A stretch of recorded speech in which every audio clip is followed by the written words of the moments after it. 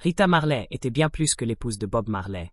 Elle était son ancre, sa collaboratrice, son guide spirituel et la force silencieuse qui apportait son héritage à travers des épreuves inimaginables. Pendant plus de 40 ans, elle a soutenu un homme dont la musique a changé le monde, naviguant dans une vie faite d'amour, d'infidélité, de violence et de gloire mondiale. Des rues rugueuses de Trenchtown à la scène internationale, l'histoire de Rita est celle d'une dévotion inébranlable, d'une douleur profonde et d'une résilience qui a fait d'elle la matriarche d'un empire musical. À 79 ans, ces récentes révélations dévoilent les couches du mythe Marley, exposant une femme qui a survécu au bal, à la trahison et à une tempête juridique pour préserver un héritage qui a défini une génération. Voici la saga méconnue de Rita Marley, un récit de foi, de sacrifice et du prix d'aimer une légende. Avant que Bob Marley ne devienne la voix du reggae, il n'était qu'un jeune homme avec une guitare et un rêve, luttant pour survivre dans le quartier tumultueux de Trenchtown, en Jamaïque.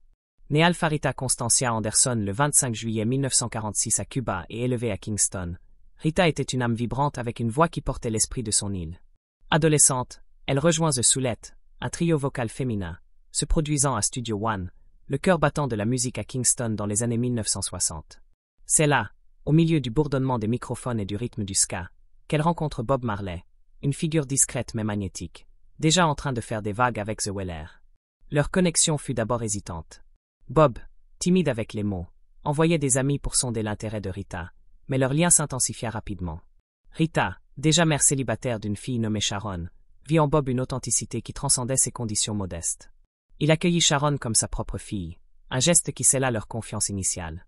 Le 10 février 1966, ils se marièrent, Rita avait 19 ans, Bob à peine 21. La même année, un moment décisif bouleversa leur vie.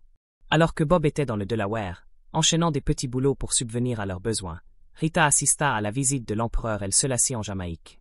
Lorsque son cortège passa, elle jura voir des marques de clous dans ses mains, un signe divin qui alluma sa dévotion à vie au rastafarisme. Lorsqu'elle partagea cette vision avec Bob, cela transforma sa vision du monde, insufflant à sa musique le feu spirituel qui définirait son héritage. Ensemble, ils construisirent un partenariat à la fois créatif et personnel. Rita rejoignit The Weller en tant que membre des E-Trees, un trio vocal qui apportait âme et harmonie au son de Bob. Leurs voix devinrent le cœur battant de chansons comme No Woman, No Cry et Three Little Birds. À la maison, ils élevaient une famille recomposée, 3 enfants biologiques, ceux d'Ella, Ziggy et Stephen, aux côtés de Sharon et d'autres enfants issus des relations de Bob. Leur foyer était atypique, rempli de musique, de foi et du chaos d'une famille grandissante. Mais à mesure que la célébrité de Bob explosait, leur mariage fut soumis à des tensions qui mettraient la force de Rita à rude épreuve. Au milieu des années 1970, la Jamaïque était une poudrière de violence politique, les factions rivales transformant Kingston en champ de bataille. Bob Marley, désormais une icône culturelle, était à la fois une cible et un symbole d'espoir. Sa musique prônait l'unité, mais son influence en faisait une figure polarisante. Le 3 décembre 1976, à quelques jours du concert Smile Jamaica, un événement gratuit visant à apaiser les tensions nationales, des hommes armés prirent d'assaut la maison des Marley au 56 au Prod. Rita était dans sa voiture lorsqu'une balle effleura son cuir chevelu, se logeant entre son crâne et sa peau. Bob reçut 2 balles, une dans la poitrine, une autre dans le bras. Leur manager, dont Taylor, fut grièvement blessé. Miraculeusement, personne ne mourut. Moins de 48 heures plus tard, Rita se tenait sur scène aux côtés de Bob à Kingston, la tête bandée, du sang encore séché dans ses cheveux.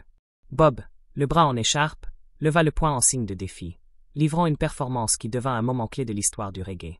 La présence de Rita n'était pas seulement symbolique, c'était un témoignage de son esprit indomptable. « Nous n'avons pas fui », dit-elle plus tard. « Nous avons chanté. » L'attaque força Bob à s'exiler à Londres, où il enregistra Exodus, nommé plus tard meilleur album du XXe siècle par le magazine Time. Rita le rejoignit, non seulement en tant qu'épouse, mais aussi en tant que partenaire créative, sa voix ancrant les E-Trees tandis que Bob déversait son âme dans des chansons de résistance et de rédemption. Le mariage de Bob et Rita n'a jamais été traditionnel. À mesure que sa célébrité grandissait, ses relations avec d'autres femmes se multipliaient, des liaisons ni furtives ni cachées. Rita affronta cette réalité avec une grâce qui défiait les conventions. « J'ai dû m'entraîner à le voir comme un frère aimant », écrivit-elle dans ses mémoires, No Woman, No Cry, My Life with Bob Marley. Bob eut au moins 11 enfants avec cette femme, dont Cindy Breakspear, Miss Monde 1976 de la Jamaïque, qui donna naissance à Damian Marley. Certains enfants, comme Robert et Rohan, naquirent à quelques jours d'intervalle de Stephen, le fils de Rita, en 1972, un rappel douloureux des affections divisées de Bob. Rita éleva plusieurs de ses enfants à Julian, Karen et Kimani, aux côtés des siens, les accueillant comme sa famille malgré le poids émotionnel. Je l'aimais trop pour partir, confia-t-elle à BBC Caribéan. Son refus de partager l'intimité avec Bob à certains moments venait de la peur. Il n'utilisait souvent pas de protection avec d'autres, et elle protégeait sa santé. Pourtant, elle voyait leur lien comme spirituel, ordonné par Jah. Dieu nous a unis, disait-elle. Elle devint sa protectrice, sa confidente, sa sœur, mère et ange gardien. La relation de Bob avec Cindy Breakspear était particulièrement publique, étalée dans les tabloïds jamaïcains. Pourtant, Rita conserva une dignité discrète, s'assurant qu'aucune femme ne lui manquait de respect en présence de Bob. Il ne l'a jamais permis, se souvenait-elle.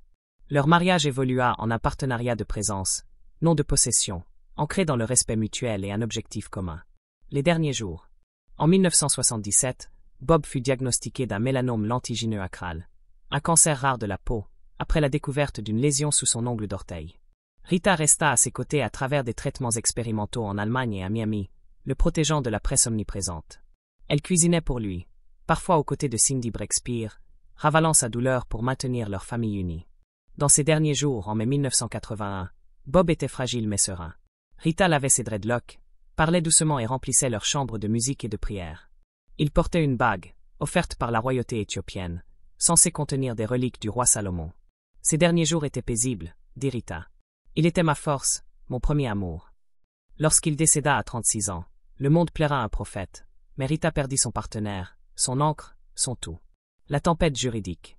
La mort de Bob ne laissa aucun testament, un choix délibéré enraciné dans sa croyance rastafari que reconnaître la mort était une violation spirituelle.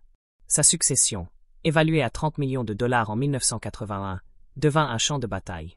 La loi jamaïcaine accordait à Rita 10% immédiatement et 45% des revenus de son vivant, le reste étant partagé entre ses enfants. Mais avec 11 enfants reconnus de cette femme, et des rumeurs d'autres encore, le processus fut chaotique. Certains, comme Imani Carroll, ne furent jamais officiellement reconnus. D'autres, comme Makeda Janesta, nés quelques semaines après la mort de Bob, grandirent loin de la famille. Désespérée de protéger l'héritage de Bob, Rita prit une décision fatidique. Avec l'avocat de Bob, David Steinberg, elle aurait falsifié sa signature sur des documents pour transférer les droits d'édition et les actifs à son nom. La fraude fut découverte, entraînant son retrait en tant que fiduciaire de la succession et une révision judiciaire complète. Cette trahison brisa la confiance au sein de la famille, certains enfants et associés remettant en question ses motivations. Les procès se multiplièrent, sur la paternité, les royalties et l'image de Bob.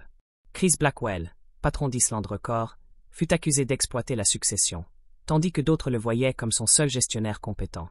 Les enfants, élevés dans des foyers différents, luttaient avec l'absence de leur père et une famille fracturée.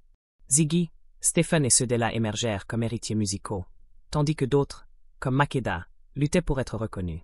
La valeur de la succession dépasse aujourd'hui les 500 millions de dollars, Bob figurant régulièrement sur la liste Forbes des célébrités décédées les mieux rémunérées.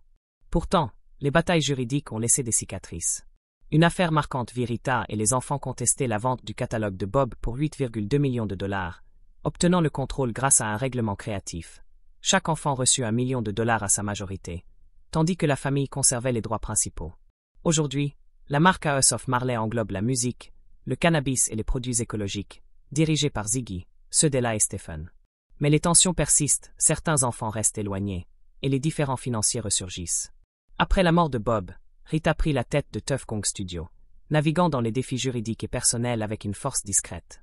Elle lança sa propre carrière musicale, nommée au Grammy, avec des albums comme Who Feel It Knows It, 1981, et Around, 1982. À travers la Rita Marley Foundation, elle lutta contre la pauvreté et autonomisa les femmes en Jamaïque et au Ghana. Sans elle, la carrière de mon père ne serait pas ce qu'elle est, déclara Ziggy. Désormais retraitée à Miami, entourée de petits-enfants qui l'appellent Nana Rita, elle reste le noyau spirituel de la dynastie Marley. Les révélations de Rita à 79 ans détaillées dans des interviews et ses mémoires, dressent le portrait d'une femme qui a enduré l'infidélité, la violence et la trahison sans se briser. Je n'ai jamais été juste sa veuve, dit-elle. Je suis toujours sa partenaire. Son histoire n'est pas celle d'une victime, mais d'un triomphe à une femme qui a transformé la douleur en dessein, préservant un héritage qui continue d'inspirer. Le nom Marley évoque l'unité, mais la vérité de Rita révèle le coup. Une famille fracturée par l'amour, une femme qui a porté le poids du rêve d'un prophète. Qu'est-ce qui vous touche le plus? La résilience de Rita face à la trahison, son rôle de pionnière musicale ou sa force spirituelle? Partagez vos réflexions dans les commentaires. Et si ce voyage au cœur d'une légende vous a ému, aimez, Partagez et abonnez-vous pour d'autres histoires des icônes qui ont façonné notre monde.